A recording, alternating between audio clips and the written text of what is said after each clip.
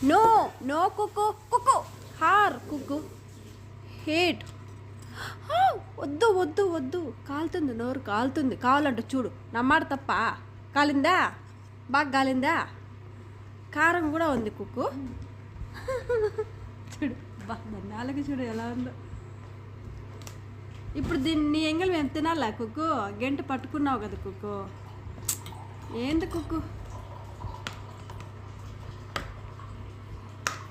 బా గుడ్